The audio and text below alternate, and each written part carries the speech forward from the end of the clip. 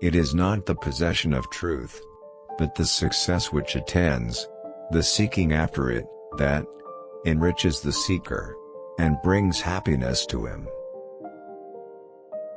Science cannot solve the ultimate mystery of nature, and that is because, in the last analysis, we ourselves are a part of the mystery that we are trying to solve.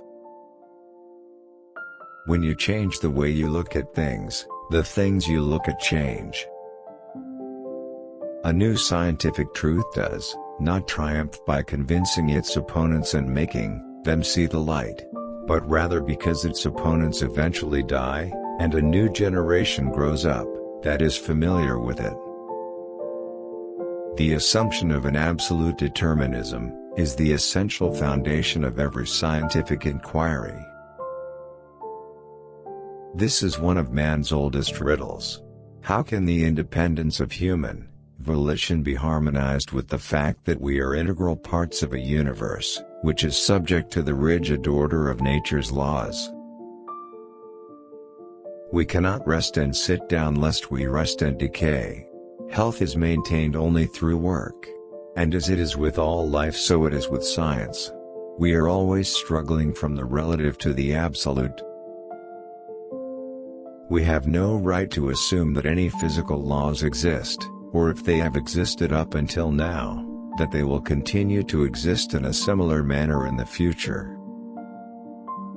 The goal is nothing other than the coherence and completeness of the system, not only in respect of all details, but also in respect of all physicists of all places, all times, all peoples, and all cultures.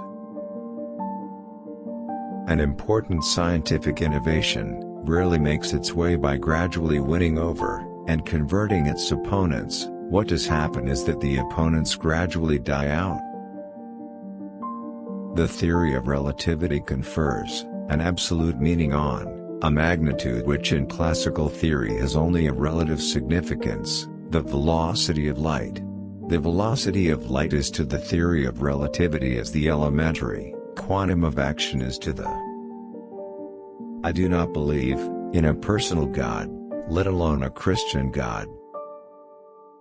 New scientific ideas never spring from a communal body, however organized, but rather from the head of an individually inspired researcher who struggles with his problems in lonely thought and unites all his thought on one single point, which, if you change the way you look at things, the things you look at change.